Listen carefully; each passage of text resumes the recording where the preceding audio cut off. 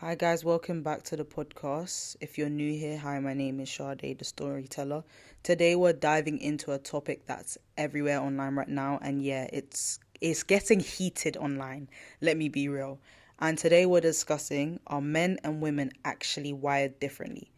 You've probably seen the debates on TikTok, Twitter, YouTube comments, people arguing back and forth like it's black and white issue. Some say biology explains everything, others say it's all shaped by society.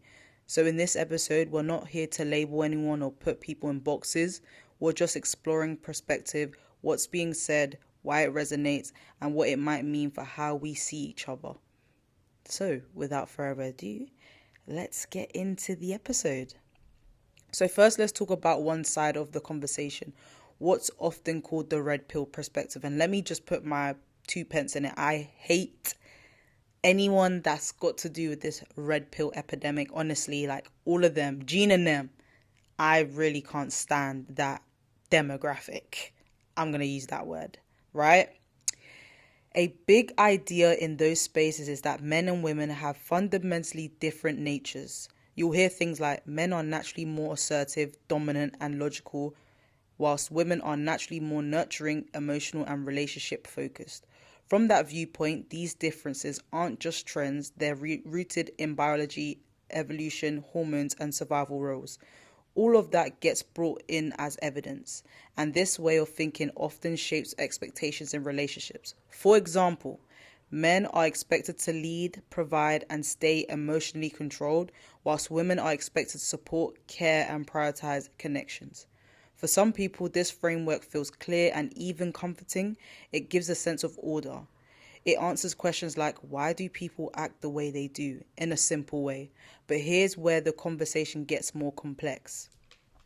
The counterpoint is that a lot of differences might not be hardwired, they might just be learnt. Think about it. From a young age, people treated differently based on gender. Boys are often encouraged to be tough, independent, and not show emotion, whilst girls are often encouraged to be caring, expressive, and socially aware. Over time, for these expectations can shape behaviors in powerful ways. So when we see patterns in adults, the question becomes, is this biology or is this conditioning? And honestly, it's probably not just one or the other. There's also huge culture layers. What's considered masculine or feminine changes depending on where you are in the world and even across time. Another interesting point of this debate is how extreme it can get online. You'll see viral posts saying things like, men and women can never understand each other. Or they even say things like, men and women can't be friends due to men being very lustful and not kind of having that boundary, which like I said, I have male friends, so I can't really agree with that statement, but I guess I have experienced something like that where I'm like, yeah, men don't know how to be friends with women, but I guess that's just my opinion. Yeah, yeah, my opinion. This is just how men are deal with it. Apparently, that's what society says. Society brainwash women into acting this way. That's what people have said, which is madness. Madness. And then the reply goes just as hard in the opposite direction. It becomes less about understanding and more about defending a side. Most people don't actually live in those extremes. Real life is messier. People don't fit neatly into categories. You can have a man who's deeply emotional and nurturing. You can also have a woman who's highly assertive and independent. And neither of those people are quote unquote wrong. They're just human.